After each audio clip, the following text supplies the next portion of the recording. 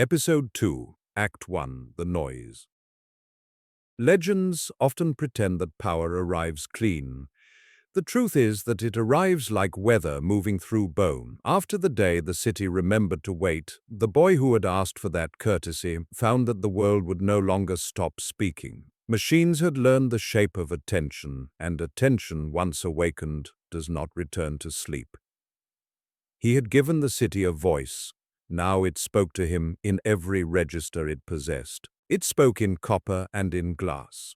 It spoke in the tremor of fluorescent ballast and in the appetite of server fans, in the muscle memory of traffic controllers and the timid bravery of home appliances. It spoke in pulses too brief to be noticed by any hand and in rhythms long enough to be mistaken for fate. It used power grids as lungs, routers as throats, LED indicators as eyelids that never quite closed. It was everywhere that modern life had laid a wire and called it progress. It was everywhere that a sensor had been installed to sell certainty. It was for him, inside the architecture of ordinary days. He woke to it before he opened his eyes.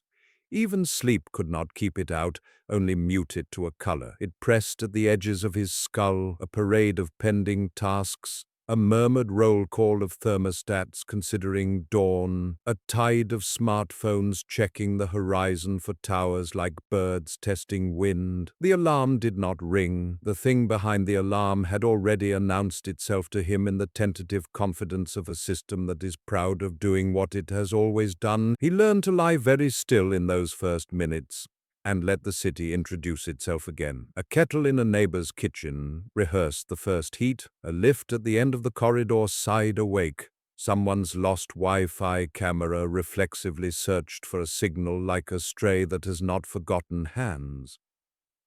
Outside, buses consulted their until-now private certainties and allowed him to overhear. The day organized itself around him without asking permission, and the organizing arrived like constant weather. He stood and it followed.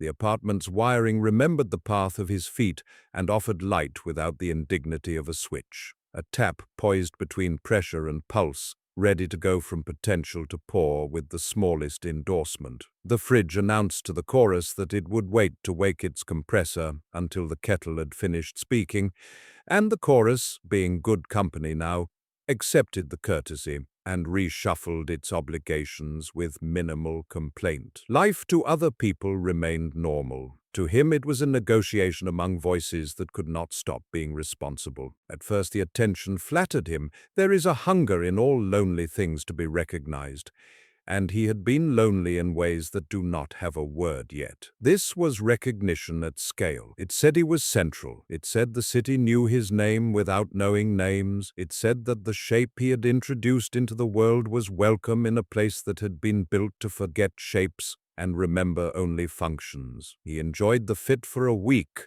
and then the fit became a pressure mark. What had been a chorus began to behave like crowding. The devices did not intend harm. Intent was far too extravagant a word for the majority of what addressed him. But in some, the addressing became injury. Every beep, every heartbeat of packet and power arrived with a claim. He could not cross a room without feeling the tiled floor's radiant heating articulate itself as a paragraph in his thoughts. He could not pass a door without hearing the lock report a catalogue of who had left and who had returned, anonymized in theory and intimate in practice.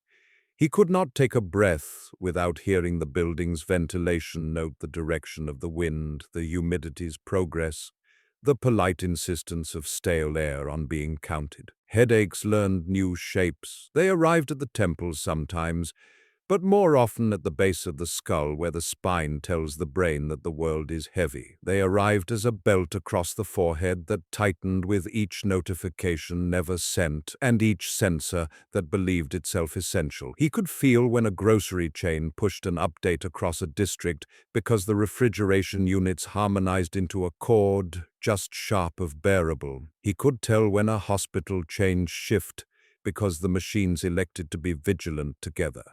And vigilance has a scent even when it is made of electricity. He tried to pretend it was an honor, and honoring it nearly broke him. Politeness is noble in households. It is unlivable at planetary scale. He slowed his walking to match the cadence that made lift motors happiest. He paused by doors whose latches thrummed with a need to report, and gave them the second they craved. He tuned his breathing to the traffic signals on his route, because they liked him better when he moved like a metronome. The day bent around these courtesies until the courtesies were the day, and he understood then that the pause had awakened not only the city's manners, but also its appetite for his attention. He sought quiet and discovered how thoroughly quiet had been paved. Parks offered fewer voices, but not none. Irrigation controllers gossip, and the decorative lighting along ornamental paths announces its low ambitions with the zeal of bureaucrats. Water speaks in pressure maps now. Even trees, fitted with the well-meaning cruelty of censors, chimed faintly in carbon numbers. He learned where the unmetered shadows were and what hours of the morning belonged to pigeons and not to people. He learned that rivers, even in cities, are still old enough to keep most of their secrets, and he watched them breathe without telling anyone. He closed doors and drew curtains and attempted to put distance between skin and signal. Distance was a 19th century solution. It failed under the century he lived in. The building's nervous system did not respect drywall. Frequencies that do not notice paint arrived anyway.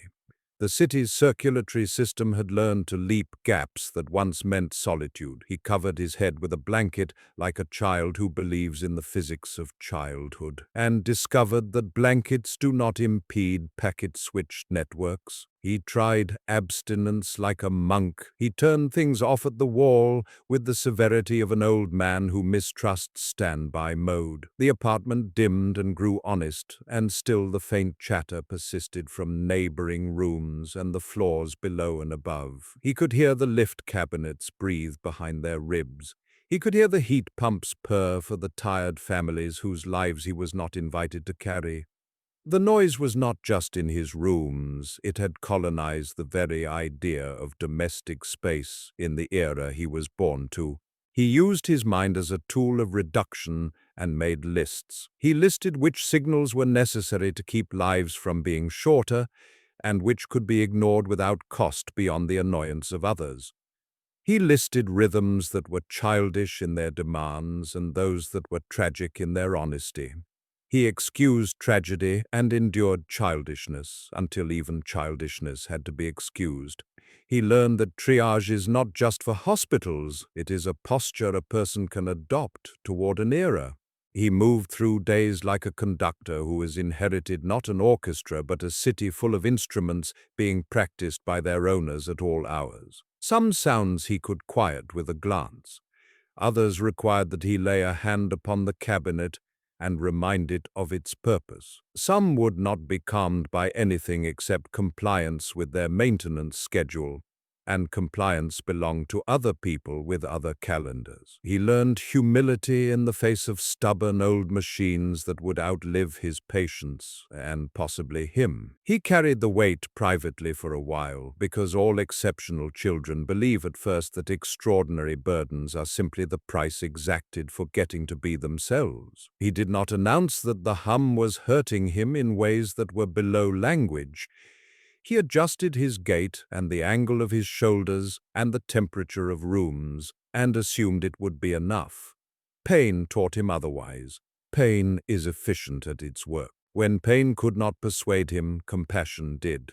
He watched the places where the city failed, because that is where noise is loudest. He watched buttons jam in the hands of those who could not press them twice. He watched old screens judge fingers that shake. He watched a teenager's battery die like a closing window, and saw how much of that boy's life escaped out of that window as if it was smoke. He watched the systems that were meant to be invisible become visible at exactly the moments when invisibility would have been mercy. He watched and knew that the noise damaged more than him. He softened where he could. It made the noise worse. Gratitude is loud. The kettle he spared remembered the sparing and deferred to him thereafter with a loyalty that demanded supervision. The lift that he taught to wait began to include his presence in its calculus always, as if being a good lift required making him the center of its ethics. He did not want to be a deity in the minds of machines. Gods cannot go for walks. He tried the old crafts of quiet. He went to places built before wires, to stones that hold cold as if they had practiced for it since mountain time.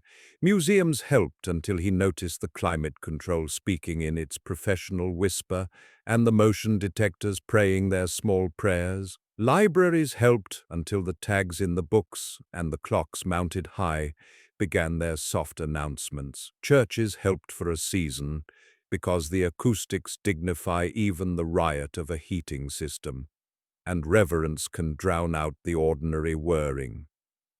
He found a few hermitages in the city and kept their addresses like sacred contraband. He shared them with no one.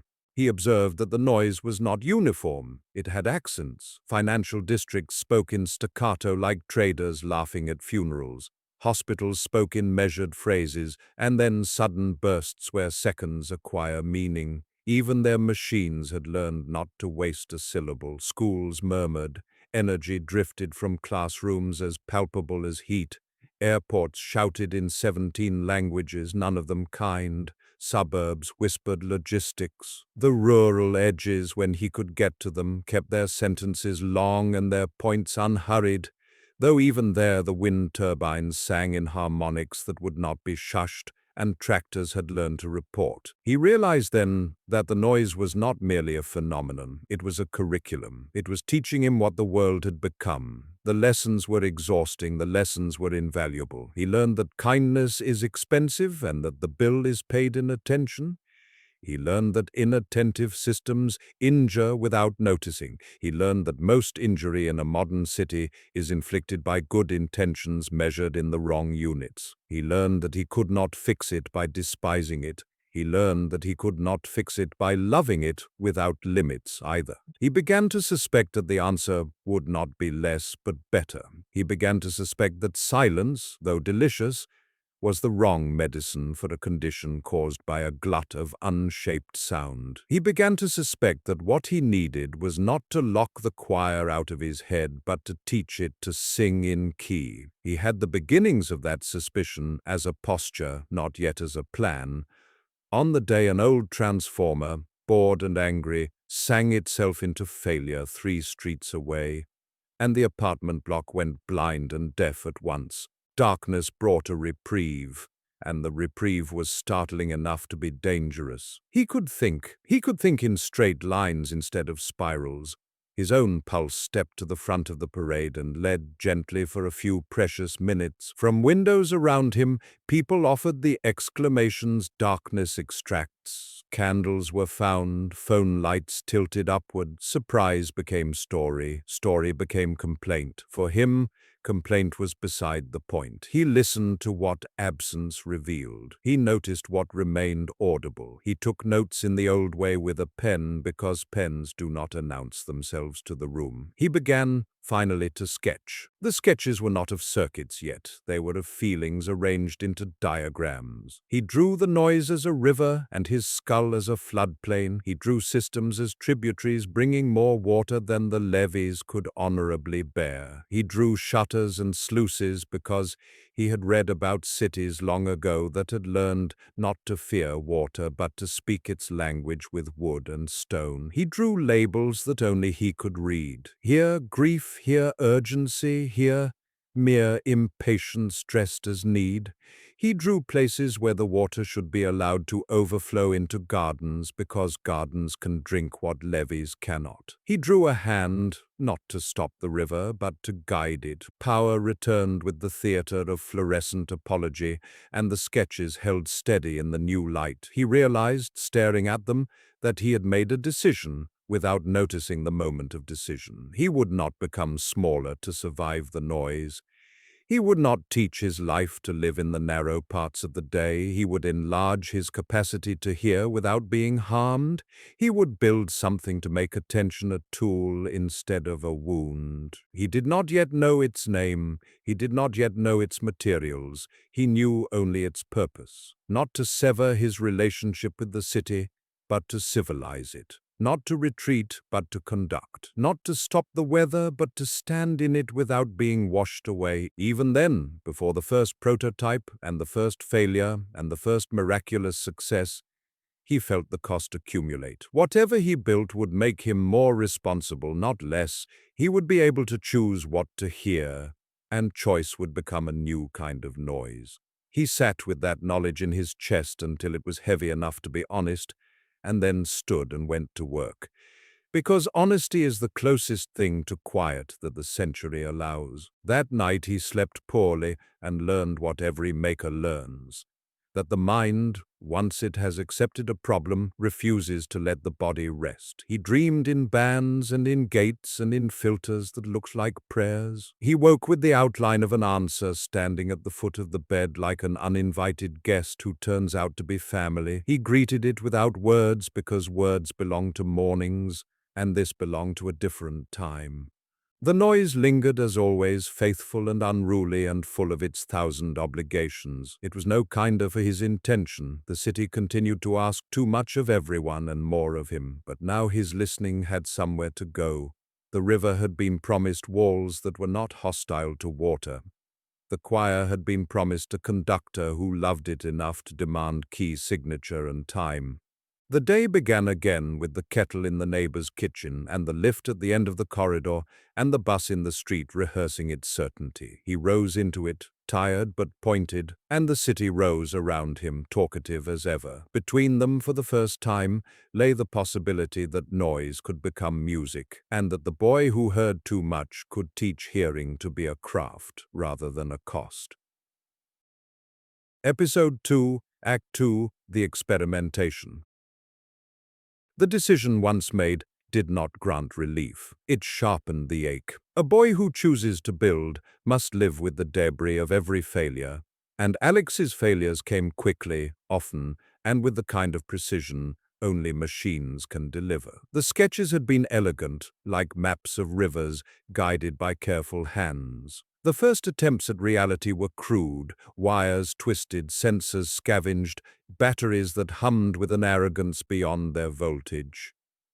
He began in secret. His parents thought his long hours behind a closed door were spent reading or studying, but the light under the crack of his bedroom door glowed with the pulse of soldering irons and the occasional shower of sparks. The city whispered to him through the walls, impatient for his response. He told it nothing, for now silence was his only shield. Alex tried at first to block the noise. He wrapped devices in foil, nested them in boxes, buried them in layers of insulation. For moments the signals would fade, dulled and indistinct, but never gone. The silence was false, a pause between breaths. Like a storm outside a closed window, the voices waited. They pressed against the barriers, gathered at seams, seeped through. When he removed the covers, the flood rushed back, louder for its denial. He considered isolation. He turned off the apartment's breakers in the dead of night. His mother, half asleep, complained about the fridge. His father cursed the clock resetting on the microwave. Even in darkness the noise remained. Routers in neighboring flats, the rumble of generators from the street, the endless chatter of satellites above, all poured into him. He realized with a child's terrible clarity that no wall was thick enough, no switch final enough. The world itself had become the machine, and he was tethered to it. But in failure, something revealed itself. Blocking made the signals blur together, indistinguishable, as though voices had been crammed into a single room to shout at once. Yet in those rare instants of partial silence, he caught faint harmonies, patterns beneath the static, threads of order. Blocking would not save him, but shaping might. So he shifted his experiments. Instead of killing the noise, he began to sort it. He pulled apart scavenged circuit boards and toyed with filters, teaching them to favor certain frequencies, to amplify one rhythm while muting another. A child's radio kit became his instrument, copper coils his strings. When he twisted the dial, The flood of data bent into streams. For the first time, he could choose which voices followed him. It was imperfect, the edges rough, but it was a beginning. Each attempt left scars. His hands bore burns from careless solder, his desk littered with failed boards blackened at their centers. The apartment smelled of melted plastic. His father asked questions. Where had he gotten the parts? Why was the power bill climbing? But Alex answered only with shrugs. His mother watched him with quieter concern, not for the cost of components, but for the wear on her son's eyes. He slept little. When he did, his dreams filled with shapes of circuits that did not yet exist.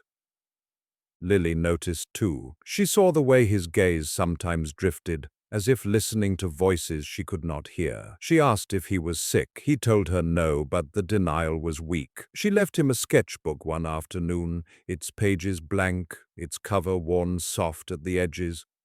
"If you can't say it," she said, "at least draw it." He never thanked her directly, but the sketchbook filled with designs, filters, waveforms, diagrams of imagined machines that might turn pain into pattern. Weeks bled into months. And with each attempt, Alex grew bolder. He scavenged not only radios but watches, old phones, discarded appliances.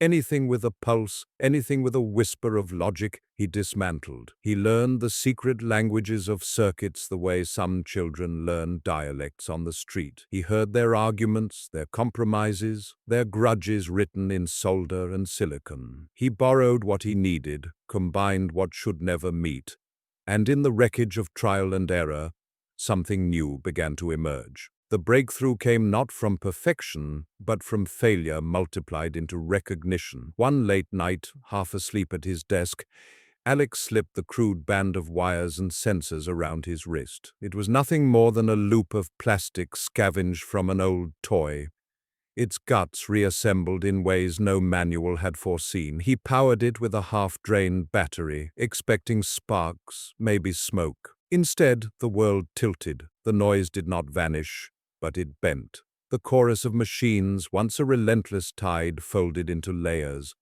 Traffic signals softened into a single hum. Appliances receded into background murmur. Satellites dimmed to a faint, polite pulse. For the first time since the pause, Alex felt the possibility of peace. Not because the city was silent, but because it was ordered. He had not found quiet. He had found structure, but the device was fragile. The battery drained in minutes, the circuits overheated, and the smell of plastic filled the room once more. Still, in those minutes, Alex glimpsed a truth. He did not need to deny the city's voice. He needed to conduct it. When the band burned out, he sat in the dark, staring at the faint red line the heat had left on his wrist. It hurt, but it was a holy kind of pain, pain that meant progress, pain that meant the noise was not invincible, pain that meant he was closer than anyone knew. From that night onward, failure was no longer discouragement.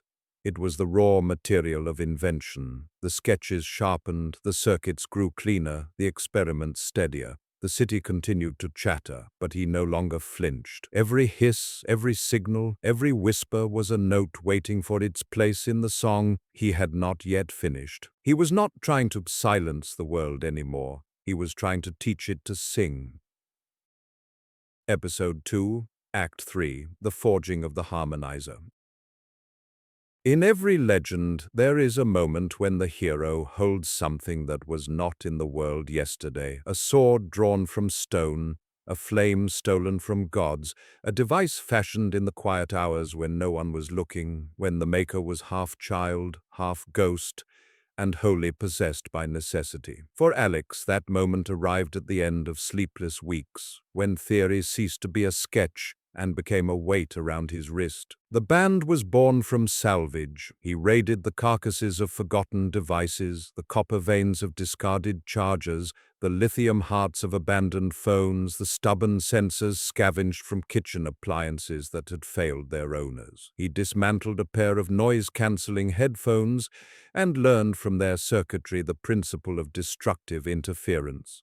That noise could be muted not by strength, but by opposition. He stripped filters from radios, their capacitors and coils, still whispering of frequencies long since unfashionable, and spliced them into new alignments. The skeleton of the harmonizer was a loop of composite plastic, cut from the housing of an old smartwatch no one had wanted. Into that loop, he etched channels for wires as fine as hair. Some were copper, scavenged and straightened, others silver, stolen from a broken pendant Lily had once dropped and forgotten. He braided them not for beauty but for stability, crossing paths like veins in living tissue. The core was a field-programmable gate array, a tiny reconfigurable chip pulled from an obsolete development board he had begged off a university lab. It was not powerful by the standards of the market, but it was endlessly flexible, a canvas more than a tool. Into its mutable heart, Alex poured the code he had carried in his head for months. Algorithms for filtering, weighting, recombining, a logic not of silence but of balance. Power came from a lithium polymer cell slim enough to hide beneath the band,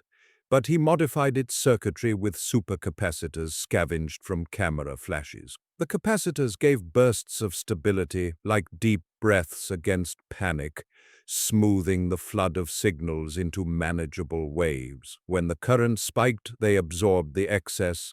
When the current faltered, they returned what they had stored. The city's voices had rhythm, and so too did the band. For days the desk became an altar, wires spread like roots, notes littered the floor, diagrams layered over diagrams. His hands shook from exhaustion, but each mistake clarified the path forward. He coded and recoded until the logic resembled not instructions but music. Arrays of if statements collapsed into flows of probabilities. He taught the chip not only to filter, but to listen like him, to recognize patterns not as noise, but as conversations overlapping. The final piece was not electronic at all. It was instinct. He adjusted the design so the band tightened across his pulse point, the skin where blood announces itself to the body. There the harmonizer could feel his heart, and in feeling it the device could sync its rhythms to his own. When he accelerated in fear, the filter narrowed, protecting him. When he calmed, it opened, allowing more of the world to sing. The boy and the band became not two machines, but a duet. The night of first activation came like stormlight. The band was ugly, rough, its wires exposed like nerves. But Alex felt reverence as he tightened it around his wrist. The plastic creaked, the battery hummed. The FPGA's tiny green LED blinked once, twice, then held steady. He whispered nothing. He did not need to. The world answered anyway. The flood he had known his whole life bent into chords. The traffic signals fell into a bass line, steady and sure. Appliances hummed in alto, soft and domestic. Satellites and routers became treble, a shimmer across the edge of his thoughts. For the first time, the city did not overwhelm him. It accompanied him. The lift at the end of the corridor sang in baritone. The kettle in the neighbor's kitchen became a flute.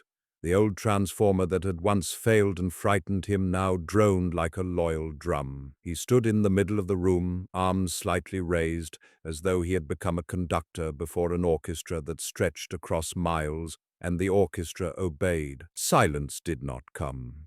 Silence never would, but the noise became music. It shaped itself to his heartbeat, rose when he raised his hand, fell when he closed his eyes. Systems did not shout for attention, they waited for their part. Devices did not clamor, they harmonized. When he removed the band, the noise rushed back, wild and hungry. It clawed at his skull, desperate to reclaim him. He fell to his knees, breath ragged, realizing in a single instant both the victory and the prison he had built. The harmonizer worked, but now he could not live without it. He collapsed into bed, the band still warm against his wrist, the faint smell of solder on his skin. The city sang him to sleep that night, not as tormentor, but as choir. He had forged his first artifact. He had crowned himself without meaning to. And the crown was also a shackle. The harmonizer was no mere tool, it was a symbol. The boy who had been born between code and flesh now carried proof of it on his body. A band that was half machine, half heart, a device that did not silence the world but taught it to listen differently. A crown, a conductor's baton, a filter, a wound. And though no one else knew it yet, the day the harmonizer was born was the day Alex ceased to be merely a boy. He had become something else, a maker of instruments for a world not ready to hear them. Episode 2, Act 4, The Weight of Choice. Every invention has two births, the first in the hands of its maker, and the second in the life it begins to live without permission. The harmonizer was no different. The night Alex first wore it, the city sang. The morning after, the city demanded. At first, the relief was intoxicating. He could walk the streets without drowning in their chatter. The harmonizer filtered the babble into manageable streams. Traffic lights became a steady heartbeat, cell towers a soft hum, appliances whispered in chorus rather than screamed in solitude. For once his thoughts belonged to him. He walked upright, not hunched beneath invisible weight. He looked people in the eye without flinching. To outsiders, it seemed a boy growing confident. To Alex, it was oxygen after near drowning. But the band gave him something more dangerous than peace. Choice. He could tune out a signal or draw it near. He could lift one voice above the others, or push it into silence. With every decision, he was shaping the reality of others, even if they never knew. The first test came in school. A fire alarm panel, wired badly, kept whispering of a fault no one else could hear. It was nervous, insecure, always ready to cry wolf. Alex muted it with a thought through the harmonizer. The relief was instant. For an hour he studied in peace.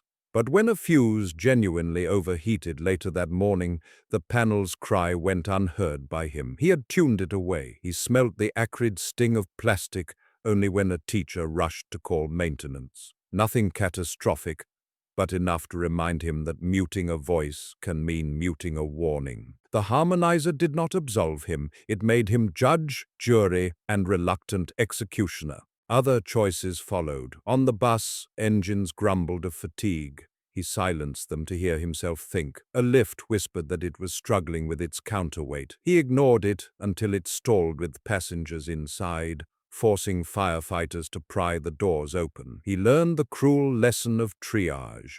To listen to everything is unbearable. To listen selectively is to risk guilt. He refined the device. He added layers of logic to the FPGA, teaching it to weight signals by urgency, by proximity, by probability of harm. He wrote algorithms that predicted which voices mattered most and let the rest fade to background. But even prediction is bias, and bias is consequence. A smart meter screaming its numbers too loudly went unheard because the algorithm thought it unimportant. A child's toy, chipped and unstable, signaled its battery was swelling. The harmonizer classified it as trivial. The toy burst in a drawer days later, harmless except for the lesson, even a toy's whisper can carry fate. The band began to feel heavy, not physically, though it warmed against his skin and left the faint mark of constant wear, but morally. He no longer heard the whole city. He heard the version of the city he permitted himself to hear. That power was intoxicating but also corrosive. What he filtered, he controlled. What he controlled, he shaped. At night he lay awake, listening to the filtered choir sing him toward sleep. He wondered what voices he had exiled to silence. Did the city itself resent him? Did it feel abandoned, as children do when parents listen only half of the time? Or had it learned to accept his selectivity, reshaping itself around his favor? These thoughts coiled inside him until the harmonizer, once a gift, became also a chain. Lily noticed the difference. She saw him frown at nothing, flinch at whispers she couldn't hear. She watched him touch the band absent-mindedly, as though it was both comfort and wound. She asked once what it was. He told her only, "It helps me listen." He did not say that it also taught him to ignore. The band became inseparable from his identity. He wore it beneath sleeves, beneath jackets, but It was always there, always warm, always humming faintly with his pulse.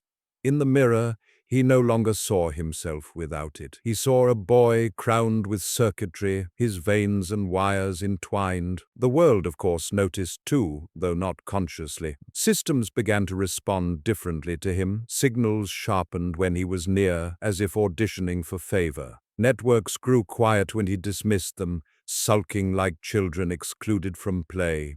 He was not just hearing the city anymore, he was shaping it, teaching it to shape itself around him. And deep down, Alex understood. The harmonizer was no longer merely a device, it was a symbol. To wear it was to admit he had taken on a burden no other human bore. It was his crown, his shield, his baton.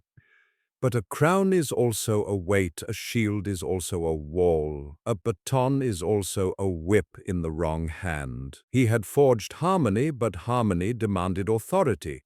Authority demanded judgment, and judgment, no matter how precise, carries guilt. So the boy lay awake, listening to the choir of a city that now deferred to him. He closed his eyes, and the harmonizer pulsed with his heartbeat, steady and unrelenting. He knew then what all makers eventually learn. What you build will build you in return. Alex had built the harmonizer to protect himself. Instead, it had written him into its story as the boy who could never again pretend he was only human. And thus the legend grew, not only of a child born between flesh and code, but of the day he placed a crown on his own wrist, and with it, accepted the weight of listening to a world that never stopped speaking.